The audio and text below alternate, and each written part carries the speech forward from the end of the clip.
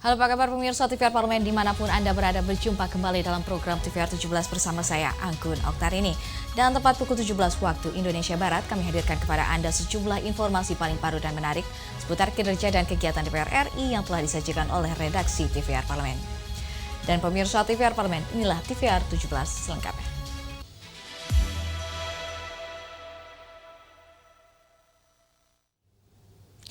Badan Kerjasama Antar Parlemen DPR RI terima kunjungan Duta Besar Italia dalam rangka pertukaran pengetahuan dan terkait dengan keunggulan kebudayaan juga pendidikan. Badan Kerjasama Antar Parlemen atau BKSAP DPR RI menerima kunjungan Duta Besar Italia untuk Indonesia, Roberto Colamine. Kedua negara bertukar pengetahuan terkait keunggulan kebudayaan dan pendidikan. Wakil Ketua BKSAP DPR RI Bramantio Suwondo melihat Italia sebagai mitra potensial untuk penguatan kerjasama di bidang pendidikan melalui pertukaran pelajar dan beasiswa. Penguatan kebudayaan Indonesia juga menjadi fokus utama melalui kuliner dan seni tari tradisional.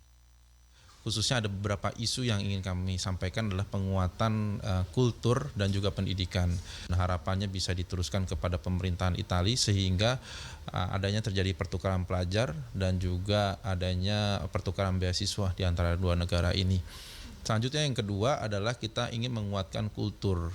Tadi disampaikan bahwa sebenarnya kita sudah banyak mengenal kultur Italia, tapi di sisi lain kita juga ingin menguatkan kultur Indonesia dengan berbagai macam makanannya, berbagai macam seni tarinya, dari yang tradisional maupun juga sampai ke yang kontemporer.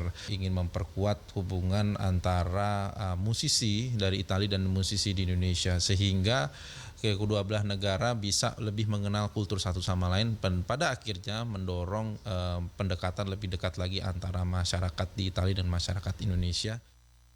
Lebih lanjut, Bramantio menambahkan kondisi ekonomi global yang tak menentu membuka kesempatan bagi Indonesia dan Italia untuk merumuskan strategi kerjasama baru.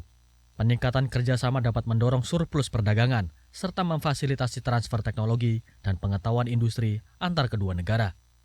Adila dan Samuel, TVR Parlemen melaporkan. Biro Pemberitaan Parlemen Sekjen DPR RI berharap Loka Karya Televisi dan Radio Parlemen di Bali dapat menciptakan platform untuk membangun narasi yang akurat tentang kinerja DPR RI, khususnya peran sentral DPR RI di mana dalam fungsi legislasi dan juga pengawasan kinerja pemerintah. Biro Pemberitaan Parlemen Sekjen DPR RI berharap Loka Karya Televisi dan Radio Parlemen di Bali mampu menciptakan platform untuk membangun narasi yang akurat tentang kinerja DPR RI. Utamanya, informasi terkait peran sentral DPR RI dalam fungsi legislasi dan pengawasan kinerja pemerintah. Kepala Biro Pemberitaan Parlemen DPR RI Indra Pahlevi menyampaikan hal itu dalam Lokakarya TVR Parlemen dengan media lokal serta Komisi Penyiaran Indonesia di Provinsi Bali. Indra Pahlevi akan menyiapkan format kerjasama yang dapat memperkuat penyebaran informasi dari DPR RI kepada masyarakat luas.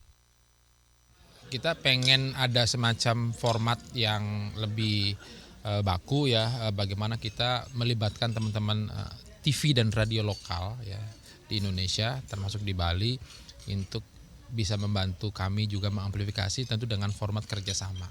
Kita itu sudah bisa mencoba mengklaim TVR Parlemen sebagai referensi Indonesia dengan data statistik yang ada, viewers kita yang tentu dibantu oleh eksternal ya, siaran kita sudah bisa ditonton oleh hampir seluruh Indonesia ya, karena media hari ini kan tidak hanya media terestrial konvensional, tapi juga melalui medsos, terutama YouTube, sehingga menurut saya efektivitasnya cukup ya.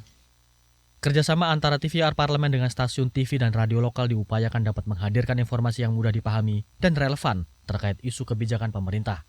Sinergi ini diharapkan dapat memperkuat nilai edukasi sekaligus mengajak masyarakat untuk berpartisipasi aktif dalam proses politik dan legislasi. Dari Denpasar, Bali, Adila Febianto, TVR Parlemen melaporkan.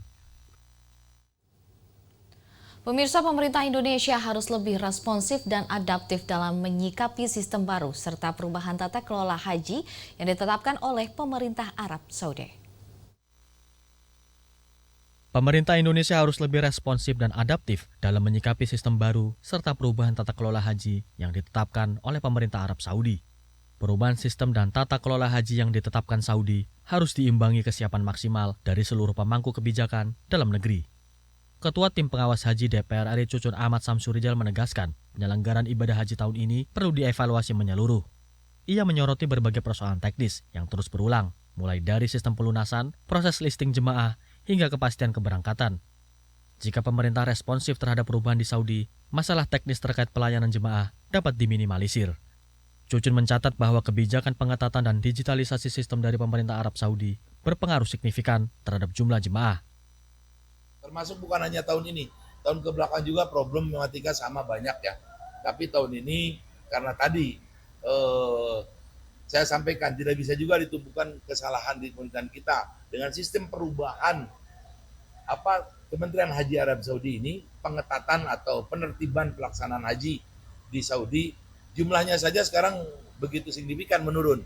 Dulu sekitar 3 juta atau 2.800.000 sekian. Sekarang kurang dari 2 juta orang yang melaksanakan ibadah haji di Tanah Suci.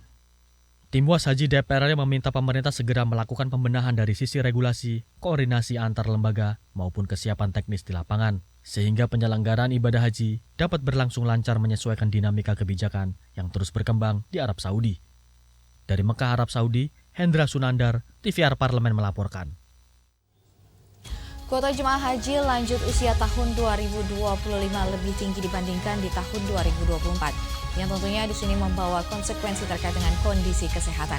Dan pemirsa, informasi selengkapnya akan kami hadirkan sesaat lagi. Tetap bersama kami di TVR 17.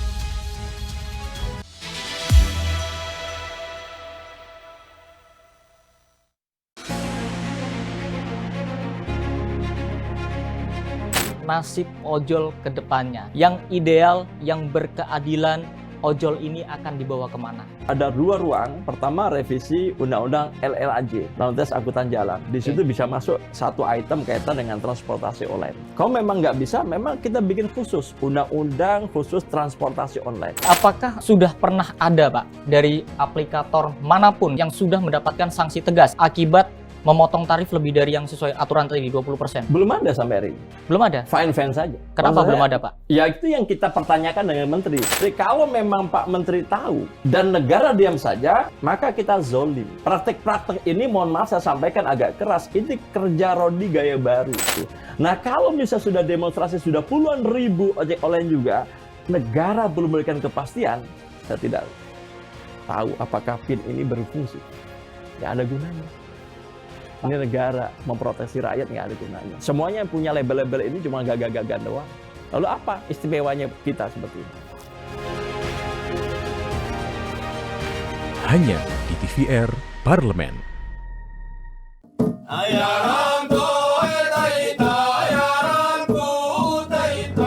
Segala hal ada di luar sana. Lalui rintangan, terus bergerak, maju menembus batas.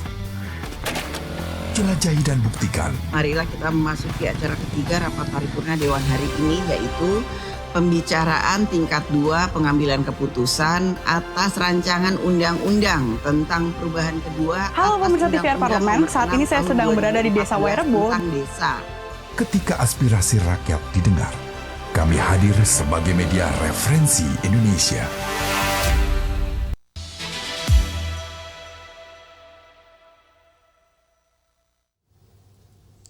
Pemirsa, kembali di TVR 17, peningkatan kuota jemaah haji lansia menjadi sorotan dan juga fokus utama tim pengawasan haji DPR RI, terutama terkait dengan kesehatan. Dan di sini pemerintah diharapkan tidak hanya reaktif namun juga proaktif dalam memitigasi resiko kesehatan jemaah lansia. Dan berikut informasi yang telah dikemas oleh tim redaksi TVR Parlemen dalam segmen editorial Parlemen.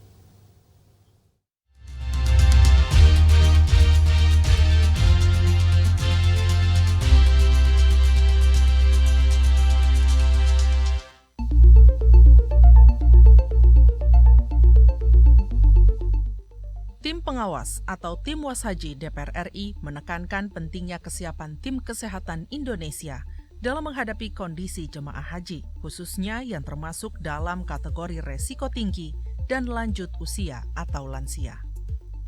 Terlebih puncak ibadah haji di Arafah, Musdalifah, dan Mina atau Armusna merupakan ibadah fisik yang dapat menguras tenaga jemaah haji. Kuota jemaah haji lanjut usia atau lansia untuk tahun 2025 adalah 47.384 orang. Jumlah itu berkisar 23% dari total kuota jemaah haji reguler sebesar 203.000 orang.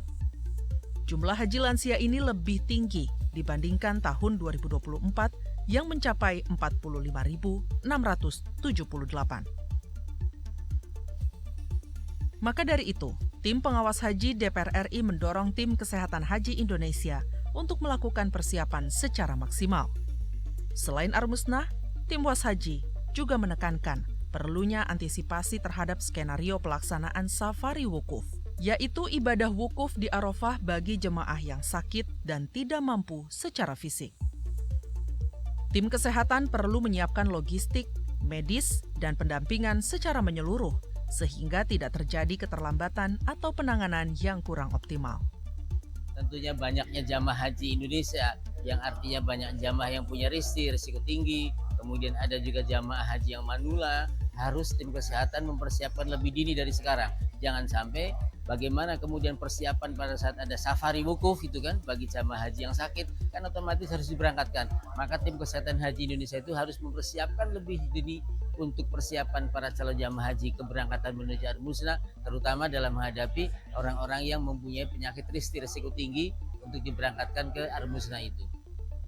Kejadian jemaah haji lansia yang terpisah dari pendampingnya turut menjadi perhatian tim Was Haji DPR RI. Oleh karenanya, petugas dari Kementerian Agama diminta untuk memperhatikan jemaah haji yang membutuhkan pendampingan. Tim Was Haji DPR RI menilai pendampingan jemaah perlu dilakukan secara konsisten sejak proses keberangkatan hingga pelaksanaan ibadah di Tanah Suci. Yang suami istri, kemudian yang ibu dan anak atau orang tua dan anak yang pendamping yang mengikuti, dan para lansia dan kloternya ini kembali terpisah-pisah pada waktu saat keberangkatan. Ini yang mungkin akan kami wanti-wanti kepada Kemenak agar supaya ini kan kemarin sudah kembali bersatu bersama ya kan, ya, jangan sampai nanti pada saat wukuf di Arafah dan juga waktu saat di Mina dan melempar jumroh itu mereka terpisah-pisah kembali. Tahun ini Kantor Kesehatan Haji Indonesia atau KKHI tidak lagi memberikan layanan rawat inap, menyusul adanya aturan baru dari pemerintah Arab Saudi. Situasi ini jelas memprihatinkan. Tidak adanya rawat inap ini berdampak langsung pada keselamatan kelompok lansia yang perlu penanganan khusus. Tim Was Haji DPR RI mendorong pemerintah untuk segera mencari solusi agar layanan kesehatan bagi jemaah dapat kembali optimal. Kita fungsinya cuma sebagai klinik saja, jadi kalau ada jamaah yang sakitnya parah langsung dirujuk ke rumah sakit. Nah, ini memang menjadi kendala bagi kita. Ini terbukti dengan meningkatnya angka orang yang meninggal di lansia hari ini dibandingkan tahun lalu sampai hari ini sama-sama H-5 ya, dari puncak mengalami kenaikan. Itu menjadi salah satu hal yang memang harus dicarikan jalan keluar. Jangan sampai tahun depan dengan kemungkinan jamaah haji yang naik, kondisi ini masih terjadi. Sebagai evaluasi, tim Was Haji DPR RI mendorong adanya pembahasan lintas kementerian dan kerjasama dengan otoritas Arab Saudi, sehingga kebutuhan layanan dapat dipenuhi secara maksimal dan tingkat kematian jemaah saat ibadah haji dapat ditekan. Sebagaimana hal ini turut menjadi ikhtiar tim Was Haji DPR demi realisasi pelayanan haji ramah lansia.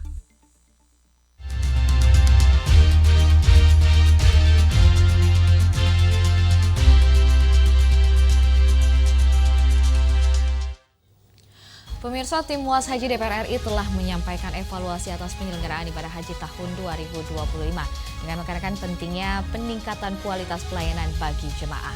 Dan informasi selengkapnya tetap bersama kami di TVR 17.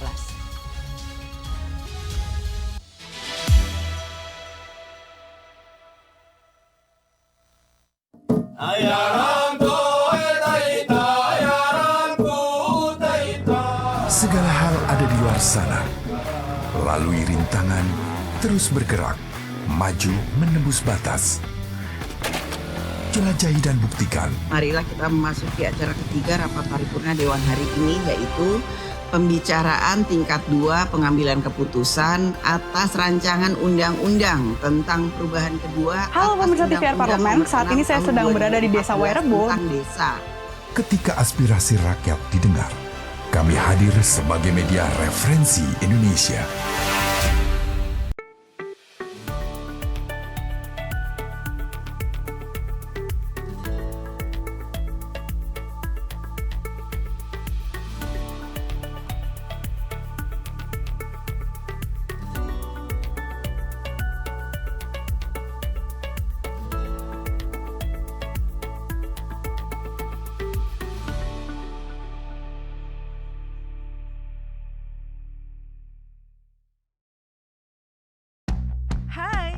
Sekarang, kamu bisa menyaksikan program-program TVR Parlemen di First Media, channel 18 ya.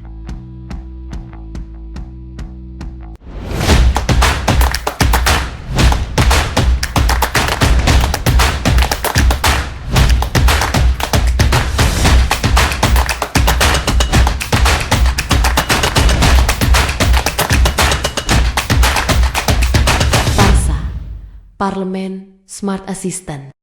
Beyond effortless participation.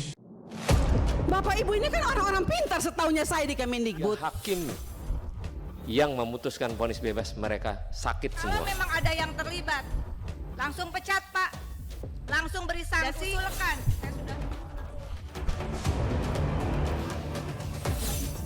Saksikan dari ruang sidang hanya di TVR Parlemen.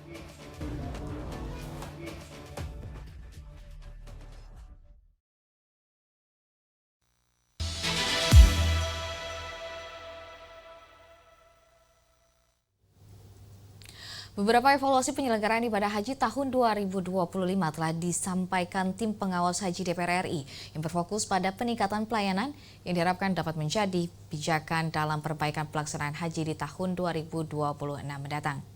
Lantas seperti apa evaluasi haji 2026 ini? Informasi selengkapnya berikut laporan rekan kami Hendra dari Arafah, Arab Saudi. Ya, baik pemirsa TVR Parlemen dimanapun Anda berada, saat ini kami sudah berada di Arafah yang mana pada malam ini merupakan momentum terakhir nanti tim pengawas haji DPR terus melakukan monitoring sebelum nantinya berpindah ke Musdalifah. Nah pemirsa, sejumlah evaluasi terus dilakukan dan banyak sekali catatan yang diberikan oleh tim pengawas terhadap seluruh rangkaian ibadah haji yang digelar sampai hari ini. Nah lantas seperti apa kemudian evaluasi dari Ketua Komisi 8 DPR yang juga selaku anggota tim pengawas haji DPR. Saat ini kami sudah bersama dengan Bapak Marwanda Sopang dari fraksi PKB selaku Ketua Komisi 8. Pak, terima kasih Pak waktunya Pak. Ya, terima kasih. Assalamualaikum warahmatullahi wabarakatuh. Waalaikumsalam. Bapak izin Pak, bagaimana evaluasi dari Komisi 8 Pak terkait dengan seluruh rangkaian ibadah haji kita pada tahun ini Pak? Ada proses ya, ada juga kebijakan. Dalam perubahan manajemen perhajian tahun ini, pihak Saudi mengelola banyak hal yang berbeda dibanding tahun-tahun lalu. Perubahan itu menjadikan berbagai kendala, terutama hal-hal kepastian bahwa jamaah yang berhaji itu betul-betul punya izin masuk, itu memerlukan beberapa pemeriksaan. Pemeriksaan itulah yang mengakibatkan berbagai hal tantangan kita. Utamanya pemberangkatan jamaah dari hotel menuju Arafah, busnya agak lama dan bahkan menunggu 1 malam. Karena itu kita akan mengevaluasi. Tentu kita nggak bisa menghindar dari kebijakan Saudi. Sebagai pengelola Haramain ini, mereka punya kebijakan sendiri, kita yang akan menyesuaikan. Maka karena itu tentu kita akan menyiapkan perangkat-perangkat yang terkait dengan kebijakan Saudi. Utamanya sekarang pihak Saudi pelaksanaan ibadah haji itu sebagian besar sudah diserahkan kepada pihak swasta, sementara Indonesia masih pemerintah. Maka pemerintah yang akan melayani jamaah itu agak lambat merespon perkembangan. Sementara Saudi sudah di tangan para syarikat sehingga mereka berhadapan dengan pemerintah. Karena itu kita akan mengevaluasi dengan baik sehingga nanti tidak akan terjadi lagi seperti yang sekarang agak gagap menghadapi perubahan itu sendiri. Contohnya terbitnya visa yang berbeda-beda dari syarikat mengakibatkan jamaah terpecah-pecah. Ada yang di hotel A, di hotel C karena terbitnya visa. Itulah yang mengakibatkan jamaah kita bahkan tadi ada yang sampai menjelang wukuf baru sampai di Arafah. Sementara makan yang menjadi kewajiban pihak syarikat untuk melayani bahkan juga sering terkendala. Karena itu kita nanti akan evaluasi dengan baik kebijakan pihak Saudi dan langkah-langkah kita untuk melayani jemaah. Kalau ada kepastian bahwa Saudi sudah melakukan seperti ini, kita akan menyesuaikan dengan baik. Kira itu yang tentu nanti evaluasinya setelah Panja akan memanggil pihak pemerintah dan kita evaluasi dengan baik. Kira itu. Pak, ini kan kalau kita bicara haji kan penting kita membahas juga soal diplomasi pemerintah kepada Saudi, Pak. Ya, sebetulnya umpamanya begini, membagi kartu nusuk oleh syarikat harus pasti diterima oleh pemegang nusuk. Dan itu harus ada dokumentasi satu-satu. Tentu itu memakan waktu dan mengakibatkan itu akan terkendala. Nah, itu membuat jamaah sampai di hari akhir baru mendapatkan nusuk karena prosesnya itu harus dipastikan. Padahal di belakang harinya, satu hari menjelang, mereka serahkan juga. Nah, padahal kami sudah meminta, bukankah mungkin bisa dilakukan penyerahan itu, penyerahan melalui berita acara. Serahkan secara keseluruhan kepada ketua kloter yang punya kewajiban mendokumentasikan penyerahan. Dari awal-awal mereka tidak bisa memberi seperti itu dan kemudian pada akhirnya banyak yang terlambat. Dan hal-hal lain sama tentang hotel, tentang angkutan, tentang makanan, semuanya ingin kepastian. Tentu kita memahami kebijakan Saudi bahwa pelaksanaan ibadah haji ini mereka tidak mau lagi yang non formal atau tidak resmi akan masuk dengan leluasa di pelaksanaan ibadah haji. Kita nanti akan menyesuaikan dengan baik dan kita mendukung langkah-langkah itu. Nah pemirsa, demikian wawancara kami dengan Pak Marwan Dasopang selaku Ketua Komisi 8 DPR yang mana tadi disampaikan bahwa Tim Washaji akan terus memonitoring seluruh rangkaian ibadah haji sampai nanti selesai di Mina, karena hari ini kita mulai berangkat ke Musdalifah, Pak ya? Ya, untuk Musdalifah melakukan proses ibadah haji selanjutnya, dan seluruh rangkaian masih terus dimonitoring dan dipastikan nanti akan ada evaluasi menyeluruh pasca ibadah haji ini dalam rapat kerja dengan Menteri Agama dan diharapkan akan menjadi perbaikan di tahun depan, Pak ya? Amin, ya, amin, ya. Amin. Terima kasih pemirsa, wawancara kami dengan Pak Marwan Dasopang kembali ke studio. Itulah tadi laporan dari rekan Hendra, dan selanjutnya pemirsa apa saja yang menjadi sorotan di media online nasional pada hari ini. Usai jeda tetap bersama kami di TVR 17.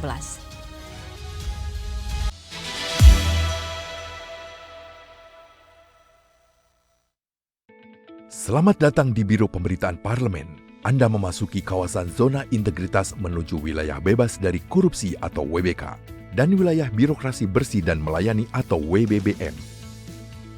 Biro Pemberitaan Parlemen berkomitmen penuh untuk mewujudkan wilayah bebas korupsi dan wilayah birokrasi bersih dan melayani. Komitmen kami, pejabat dan jajaran memiliki komitmen tinggi untuk mewujudkan WBK dan WBBM melalui reformasi birokrasi, khususnya dalam hal pencegahan korupsi dan peningkatan kualitas pelayanan publik. Kedua, bebas dari korupsi dengan terwujudnya wilayah bebas korupsi atau WBK, yang artinya bebas dari KKN, gratifikasi dan dari segala bentuk pungutan liar atau pungli. Terakhir, pelayanan prima dengan terwujudnya wilayah birokrasi bersih melayani, yaitu dengan meningkatnya kualitas pelayanan publik dan tercapainya kepuasan masyarakat terhadap pelayanan.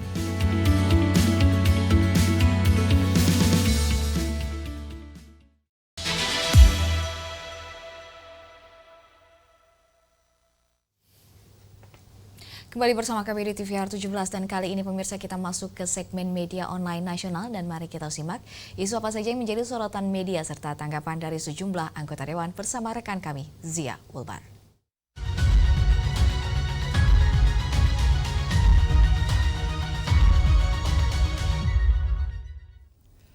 Terima kasih Anggun, dan pemirsa mari kita simak berita apa saja yang menjadi headline di media online pada hari ini.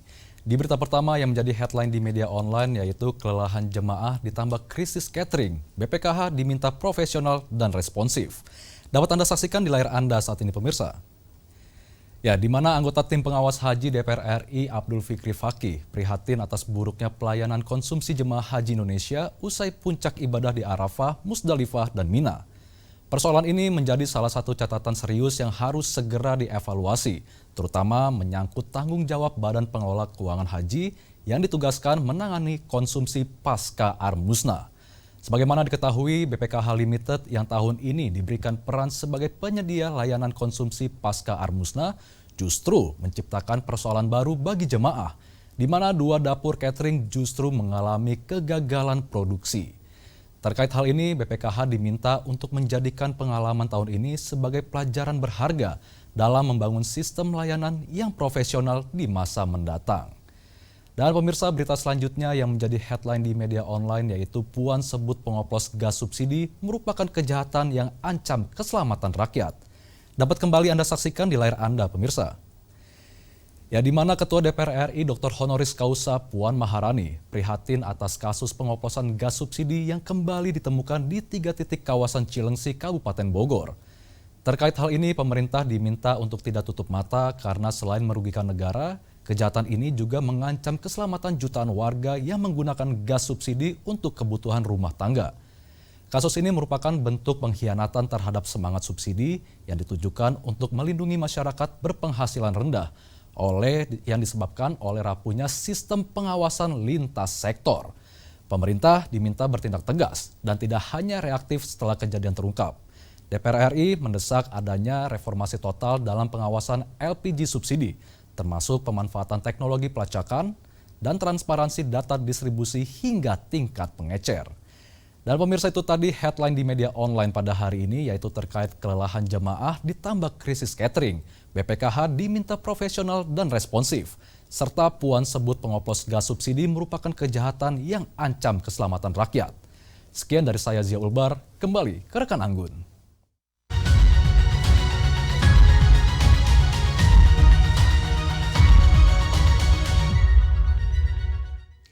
Terima kasih rekan Zia yang telah menyampaikan sejumlah update sorotan dari media online nasional pada hari ini. Dan pemirsa, segmen media online tadi sekaligus menutup program TVR 17 edisi sore hari ini. Saya Anggun Oktarini, beserta seluruh kru TVR Parlemen yang bertugas mengucapkan terima kasih dan pamit undur diri dari hadapan Anda. TVR Parlemen, referensi Indonesia.